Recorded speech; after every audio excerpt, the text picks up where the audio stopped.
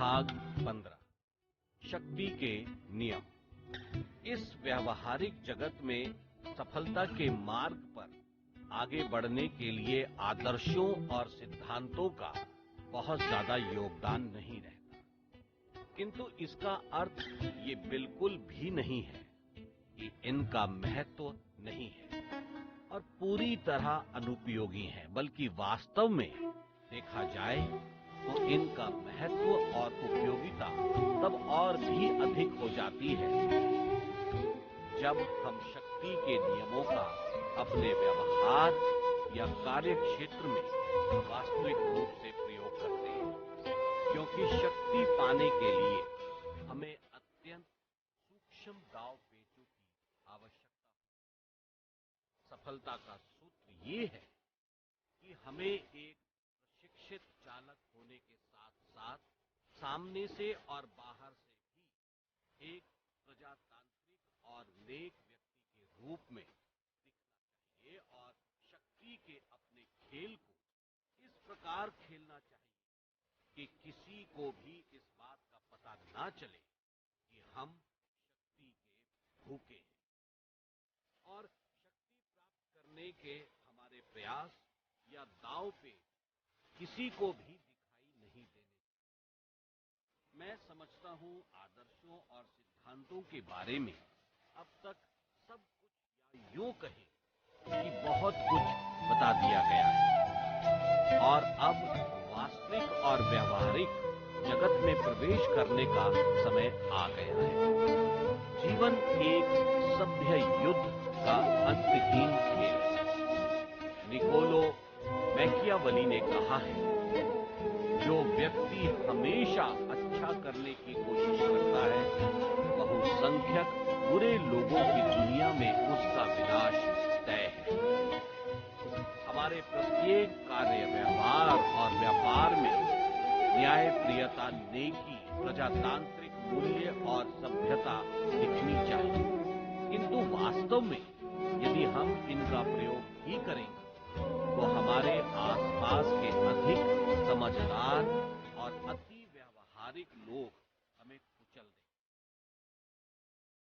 बाहर से आपको हमेशा अच्छा दिखना होगा, किंतु अंदर से वो समझदारी दिखानी होगी जिसकी सलाह नेपोलियन ने दी।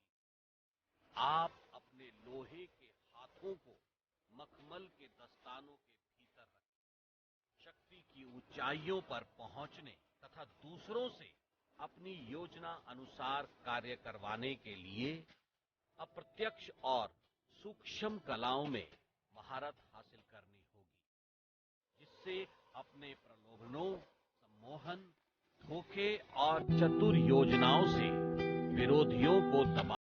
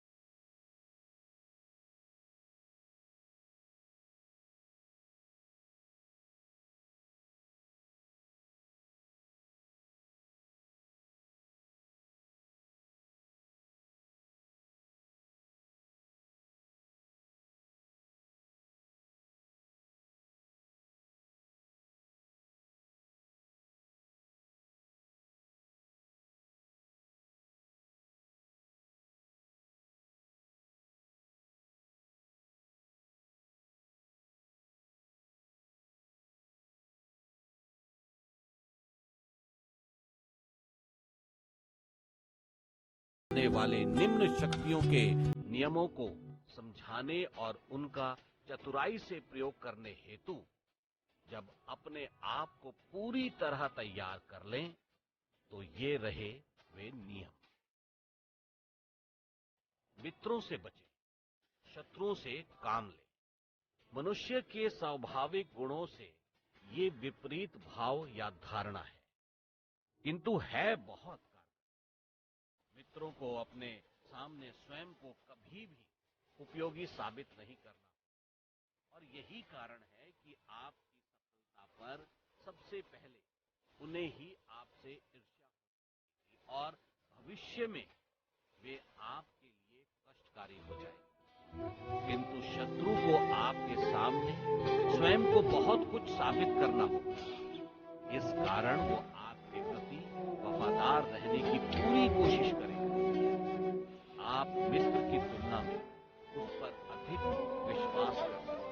आपका शत्रु आपके साथ काम करते समय अतिरिक्त सावधानी और अधिक कुशलता के साथ सहयोग करने का प्रयास करेगा। वो आपके पीछे रहेगा, किंतु ये सब आप अपने मित्र से प्राप्त नहीं कर सकते।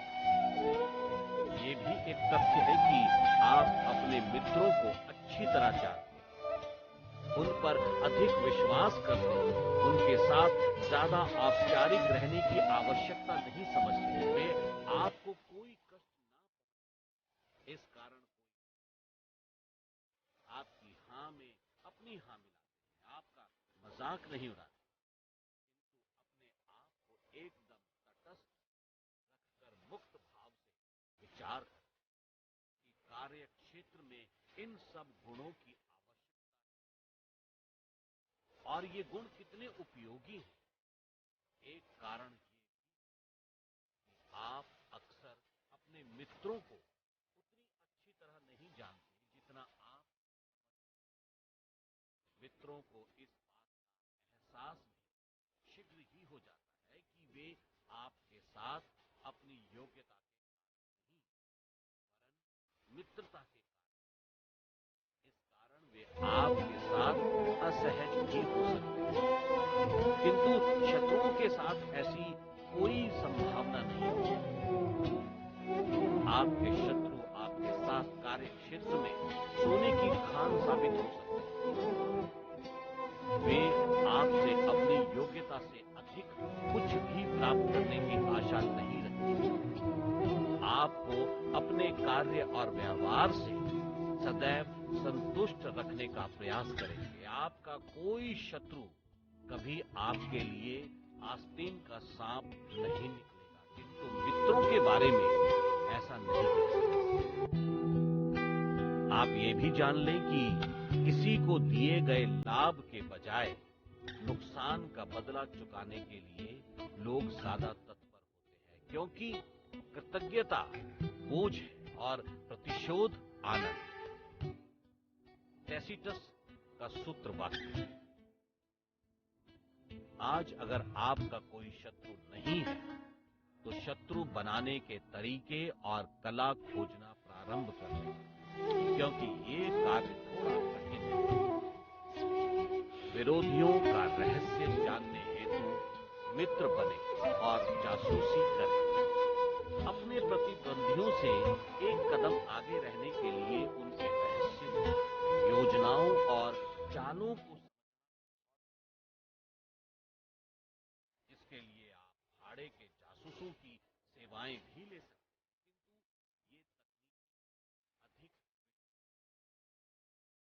और अक्सर काम भी नहीं, क्योंकि भाड़े का व्यक्ति आपकी आवश्यकताओं को ठीक से नहीं, और वह आपको संतुष्ट रखने आपको कोई झूठी, गलत या कल्पित जानकारी भी उपलब्ध करा। इस समस्या का एकमात्र कि आप स्वयं ही की इस महत्वपूर्ण भूमिका निभाएं, और इसके लिए बेहतर स्थान है सामाजिक और उत्सवों पर औपचारिक या फिर अनौपचारिक मुलाकात। ऐसी मुलाकातों के समय स्वयं को अपने विरोधी के समक्ष एक सच्चे और अच्छे मित्र की तरह प्रस्तुत करें और जब उसे आप पर विश्वास होने लगे तो उससे इस प्रकार के अप्रत्याशित सवाल करें जिससे वो अपने रहस्य, कमजोरियों, योजनाओं और इरादों को आपके सामने उजागर कर सके। ये कार्य कोई आसान कार्य नहीं है। अक्सर लोग बोलने में बहुत सावधानी बरतते हैं और सावधानी पूर्वक अपनी योजनाओं, कार्यविधि तथा चरित्र के महत्वपूर्ण हिस्सों को छिपा देते हैं। परिणाम ये होता है कि आप अंधेरे में ही रह जाते हैं। आसानी से कभी कोई उपयोगी जानकारी हाथ, इसके लिए आप वो रास्ता खोजना है जिससे कि आप उनके सभी रहस्यों को आसानी से जान और उन्हें ये पता भी ना लगे कि आपका उद्देश्य उनकी कार्य योजना को जानना और कार्य कठिन होते हुए भी वो अपने दोस्ताना व्यवहार से सरल बना सकते हैं। दरअसल आपका व्यवहार और उनके विश्वास में यदि एक बार संबंध स्थापित हो जाए तो ये कार्य बिल्कुल भी कठिन नहीं रह जाता है। सामाजिक समारोहों के अवसर पर लोगों का रक्षा तंत्र कमजोर होता है और ऐसे समय में आप अपना कार्य थोड़ी सी सावधानी और कुशलता से कर सकते हैं। आप अपने विचारों को ज्यादा व्यक्त ना करें, केवल ज्यादा सुने और सामने वाले को अपनी बात कहने का तक अवसर देते रहें जब तक कि वो अपनी सारी योजनाओं और कुशलता को आपके सामने जाने या अनजाने उगल ना दें। ये कार्य अत्यंत सावधानी से करें और सामने वाले को कभी ये शक ना होने दें कि आप उसकी समस्त योजनाओं को उगलवाने का कोई प्रयास कर रहे हैं। मूल्यवान बातों पर कम और दोस्ताना व्यवहार को अधिक महत्व देने का प्रयास करें। आप अपने सभी झूठे रहस्यों को इस प्रकार बताएं कि वो अपने सभी सच्चे रहस्यों को आप ये भी कर सकते हैं कि उसे इतना उत्तेजित कर दें कि वो अपने आप पर कोई नियंत्रण ना रख पाए और उत्तेजना में सब कुछ उगल दे। सावधानी बरतें, प्रयास करें, उचित माहौल बनाएं, संयम रखें, अपने शब्दों पर नियंत्रण रखें, भावनाओं में ना बहें, उसे बोलने दें। अंततः आप शक्ति के नियम का पहला भाग